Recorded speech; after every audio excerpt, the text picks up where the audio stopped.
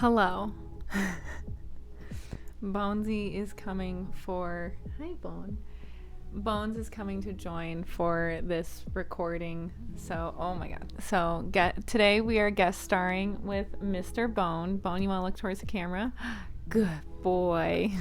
And then my doggy is here too, but he's on the ground and I'm not gonna make him get up because then I have all my stuff set up. So that'd be a little chaotic. So, today we're going to be exploring a personal favorite show of mine. It's kind of a guilty pleasure, but honestly, I don't feel guilty when I watch it, so it's just a pleasure.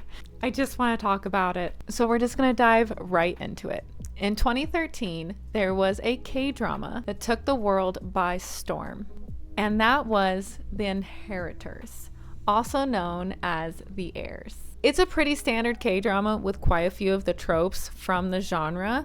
It's set in high school, it has class conflict, and it has love triangles. I love it. Love it, love it, love it. Quick little disclaimer, I suck at names and I am embarrassingly terrible at them. I'm terrible at pronouncing words half the time. So if I butcher anything moving forward, I am so sorry. So sorry. The show revolves around two people and their love story. Let's start with the male lead, Kim Tan, played by the legendary Lee Min-ho. I think that's how you say it. Min-ho? I don't know. So when the show starts, Kim Tan has been living in the US and he is the heir of a pretty massive company in South Korea. And he's in the US under the guise of studying, but in reality, he is in exile. Why? Well, his father had an affair and that resulted in his birth. And so he is being punished for his father being in and having infidelity. His half-brother Kim Won is also heir to the business, but seeing as he is the oldest and the legitimate son, he believes he has the right to the company where he believes that Kim Tan does not. And their dad is just not the best parental figure out there. And our female lead is, I'm gonna mess up this name so terribly, and I am so sorry. Cha Eun-sung, played by one of my favorite actresses, whose name I'm still gonna butcher, Park Shin-hye. I'm so sorry. I love her. I love almost every single project she's ever in. But anyways, when we meet her, she is the daughter of a housekeeper who has a very coincidental place of employment, and that is, we'll get there in a minute, I promise. Eun-sung works multiple jobs just to get by. She helps take care of her mute mother, and she struggles to make ends meet while also completing her education. The two end up crossing paths in America as Eun-sung has flown over for her sister, and certain events happen and it caused their journeys to overlap. They end up returning to Korea for different reasons, and once again, their paths just end up intertwining, which is always one of my favorite tropes in a K-drama. They start to fall for one another, but their differing social class and other situations complicates their budding romance. And their prestigious high school is full of elite, prestigious. That social hierarchy is like the main villain of this show. As I said before, Kim Tan starts off in America. His father wanted him out of the way due to the family drama, and his brother Kim Won doesn't want him around as his presence threatens his own claim to the company and to the wealth and everything. This is extremely hard on Kim Tan mentally, and when he meets Eun-sung, he finds her so different and so refreshing compared to the life that he is trapped in. And when they're in America together and they're going through their shenanigans, there's this wonderful item that represents their relationship, which is a dream catcher. It's to catch all of the bad dreams and let all the bad ones go. Or it catches all the bad dreams, It catches all the bad dreams and lets all of the good ones flow in. And that's something that just keeps reoccurring throughout the show. That's a theme with the dream catcher that keeps reoccurring.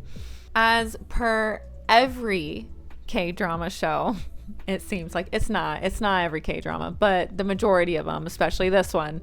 The class division, the social class division, is huge. Tan is expected to marry someone that is more on his level, and that is where we meet Rachel. She is played by the wonderful Kim Ji-won, and I love her. I love every role she's ever in. She's so great, and she's just absolute perfection in this role. Absolutely wonderful. So Rachel and Tan's marriage has been arranged since childhood. Rachel is the standard cold, calculated heir who states that love doesn't factor into her life, and that the marriage that is arranged is specifically to benefit herself and the company and himself and his company, and she holds on to that engagement with an iron fist. But there is a teeny tiny little secret, because there's always a teeny tiny little secret in a K-drama. She is in love with Tan. Even if it is a love that is intermingled with how that marriage will benefit her social standing and status and overall wealth, she does love him. Unsung is lower class. She isn't just poor, she is the daughter of a housekeeper. And coincidentally, said we'd get back to it, she is the daughter of the housekeeper who lives in Tan's household, which means that Unsung is the daughter of the help, and this causes a whole world of issues. The class divide is already a huge obstacle between Tan, and Unsung. I can't say his name. I don't know how to say his name. I'm just so bad. Do you know how long it took for me to say Florence Pugh's name right? Do you know how long it took me to be able to say her last name? I don't know why. The pew just wasn't pew-pewing. That reminds me, I couldn't even say PewDiePie's name. I can't even say his name now. Anyways. So the class divide is a huge obstacle in Tan and Unsung's relationship, and this just adds to the complicated, and this is just complicated, even more complicated or heightened to new levels, because she lives in his house as the daughter of the help, and it's just absolute chaos, honestly.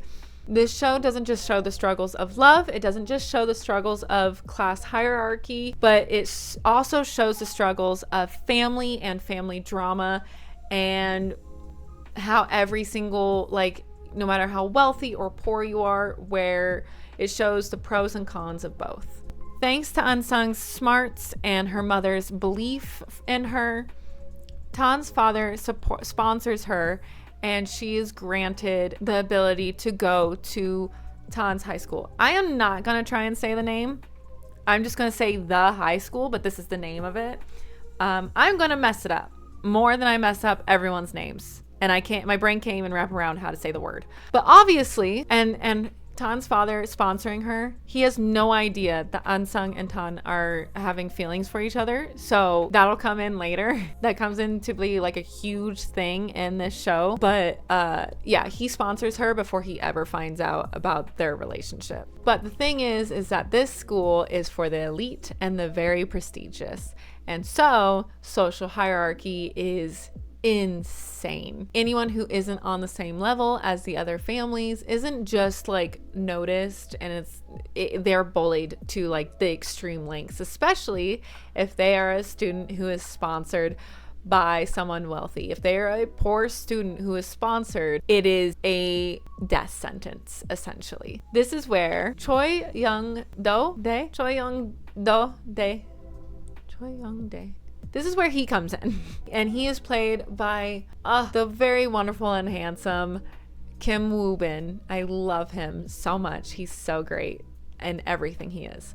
But anyway, so we meet him, and he quickly becomes one of the standout characters of this show. He is at the top of the social hierarchy at school, and he is the resident bad boy. Yeong-do starts to antagonizing Unsung, not only because she's a new kid, but also because he can see that there is something going on between her and Kim Tan, which brings in the other elements of this story. Kim Tan and Yeong-do, they used to be friends, and we don't know what happened, but we know that they used to be friends. There's a deep-seated animosity now when they first meet again, and it only becomes further complicated as Yeong-do starts to also develop feelings for Unsung. They consistently fight each other. They fight over Unsung. They fight over any sort of thing, but slowly but surely as the show goes on, they start to find middle ground, and they start to not become best friends again, but they start to find an understanding with each other. And as the drama around their families becomes more intense, they start to find similarities and ways to help each other and support each other. Throughout the show, Tan's father is constantly manipulating things behind the scenes. He's arranging marriages, he's controlling who inherits what, and while Tan's brother Kim Won loves him, he can't get too close because of their father's insane amount of control that he has over the entire family. And Won is desperate to control the family empire, which is something that Young-do can understand. This is a regular theme throughout the show. You see the weight of expectation on the younger characters like Won, Tan, Rachel, Young-do, and while Eun-sung is often left powerless and awaiting her fate from the elite influence that she has found herself in, leading to the central theme of the show, which is love and duty. And that love and duty comes in with Kim Tan and Eun-sung, which, with their relationship, how Kim Tan is engaged and expected to marry Rachel because she is on the same class as him and can actually benefit his future, and Eun-sung is not. And we also see his brother Won is also going through the same thing, as he is in love with a woman who does not benefit him socially, but he loves her and has been in love with her, but he's expected to marry someone of his own class that can benefit him and improve his future. Young-do also accepts his faults and his shortcomings, and he also goes through quite a huge character growth. His father ends up being arrested at one point, and his fate becomes a little uncertain.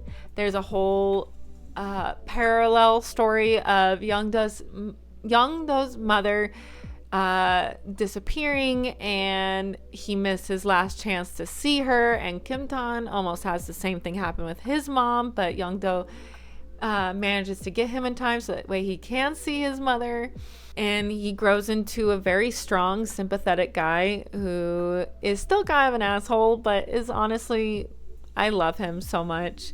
And Won accepts the rules. Won accepts the rules of his class, but he still thrives. He still strives to make changes, and so that way those after him, like his brother or whatever children he may have, won't have to go through the same thing that he did with his father. Tan evolves into a man willing to stand up for what he believes in, choosing Eun-sung and choosing happiness over social hierarchy and class and what was expected of him.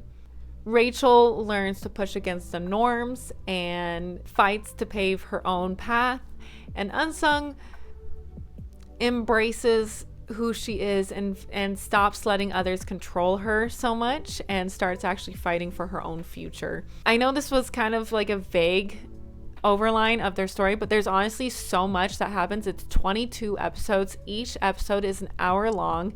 It's insane how much happens in every single episode, and it would be like a 2-hour video if I went into every single thing that happened. But I just wanted to talk about some of the themes and some of my favorite things, and this is just one of this show. You have to experience it. It has so many of the tropes of K-dramas, but it does them so well, and it's honestly so superb, and there's a reason why it overtook the world when it did come out and changed kind of the landscape of K-dramas.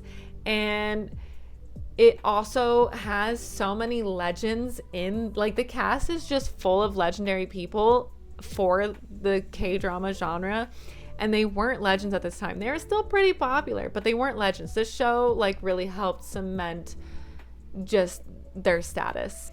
The Heirs has all of the standard melodramatic tropes that are common in this genre, but manages to keep you hooked with its romance, its class conflict, and the wonderful character dynamics. Everyone has chemistry. Everyone is such a great actor, and the writing and pacing is honestly superb. And if you haven't seen the show, please just go. I know this video doesn't do it justice, but seriously, go see it. It is streaming on Netflix, and it deserves to be seen. Have you seen this show? If you have, what did you think of it? Should I cover some more of my favorite K-dramas? Should I make them a little bit longer videos and delve more deep into like the plot and the story, or just keep it kind of vague and just go over like my favorite things of the theme, which is like, because like I just love the theme of the show. I love the message it shows, and I love how all of the characters have so many flaws and are not perfect and make some really stupid decisions, but they just keep pushing forward. Let me know in the comments below. If you enjoyed this video, please leave a like. If you want to see more content like this, please subscribe. Until next time, bye.